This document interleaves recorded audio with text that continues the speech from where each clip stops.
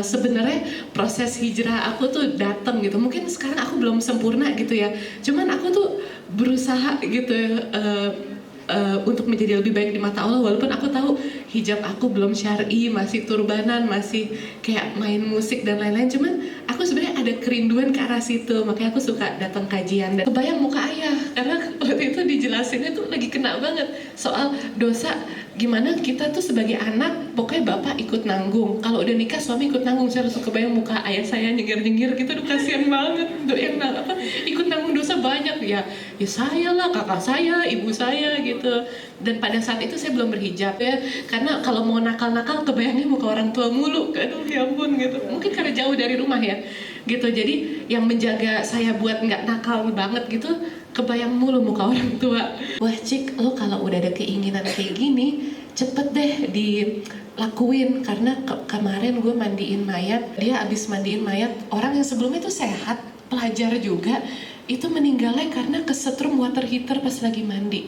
Jadi Cik, meninggal tuh bisa seketika itu. Ketika lo punya keinginan baik, niat baik buat belajar nutup aurat, segera deh. Gue abis mandiin mayat orang yang sebelumnya sehat nih, terus aku langsung kepikiran, gila nih, gue musik atau berhijab atau gimana. Tapi kalau gue berhijab, gue gak main musik, hidup gue jarang lihat matahari di belakang komputer aja gitu-gitu. Terus ya udah, tapi akhirnya aku milih berhijab karena lebih kebayang ya, mayat orang sehat tiba-tiba meninggal, terus masa hijab pertama dipocongin, kan itu bukan jenis hijab yang gue mau gitu. Aku mikirnya sih kayak gitu. Tapi aku takut beneran loh, karena temen deket yang cerita kayak gitu. Gini, jadi kemarin tuh saya lagi nanya ke ayah saya kan hampir tiap malam kalau saya pulang di ruang kerjanya tuh baca Quran gitu. Terus padahal saya tahu ayah saya tuh sibuk banget, cuman kenapa selalu nyempetin baca Quran? Saya tuh jadi malu, saya udah umur segini lebih sehat, kadang juga suka skip gitu ya, astagfirullah, maaf ya Allah. Jadi ngobrol saya nanya, ayah kenapa sih baca Quran mulu tiap malam disempetin? Ayah kan sibuk gitu. Terus kata ayah nih nak, apa-apa curhatnya sama Allah gitu, nggak sama manusia. Karena cara kita komunikasi ke Allah kan lewat doa, tapi cara Allah komunikasi ke kita ya lewat Quran. Jadi itu mesti dibaca tuh, nah Qurannya udah dibaca belum gitu. Nah, tapi di sini aku belajar bahwa kalau misalnya kita down gitu, ya emang satu-satunya cara ya curhatnya sama Allah sih yang paling memberi ketenangan gitu. Kita nggak perlu tahu, misalnya apalagi kita tahu nih siapa nih yang kira-kira mencibir gitu.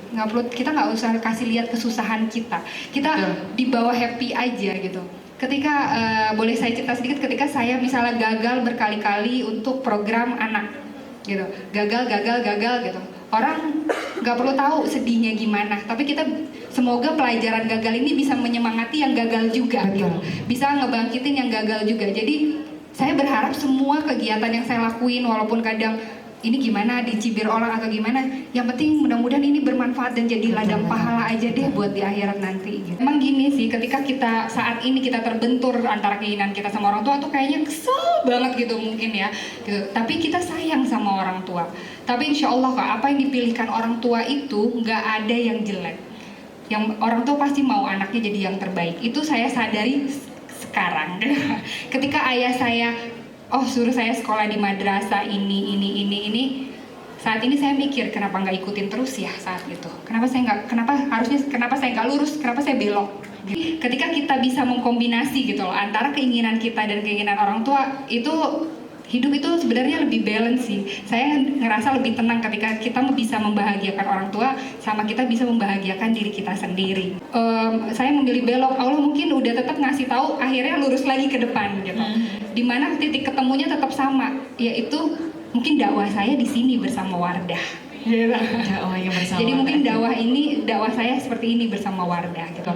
Mungkin bukan sebagai ustazah gitu, tapi mungkin dengan sharing pengalaman saya, ada sedikit yang mungkin bisa terbuka hatinya, terbuka pikirannya untuk bisa bermanfaat lagi, bukan buat diri sendiri, bukan untuk mentingin diri sendiri, tapi untuk mentingin sekitarnya, untuk bermanfaat bagi sekitarnya.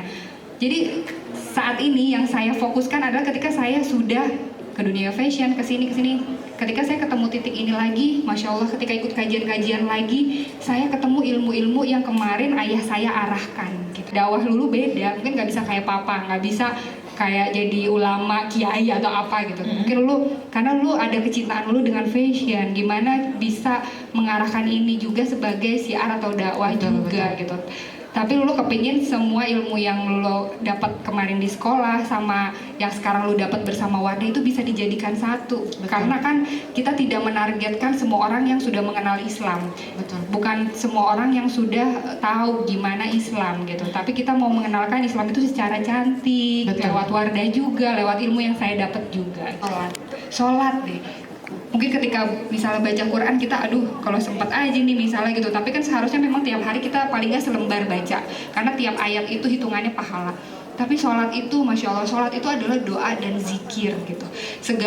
Jadi setiap apapun yang kita lakukan di sholat itu adalah doa dan zikir kita. Makanya ketika kita susahnya apa nih, baca surat-surat yang memang membawa masalah kita itu, misalnya memperbaiki solusi kita itu, solusinya apa nih, banyak banget di Al-Quran ada.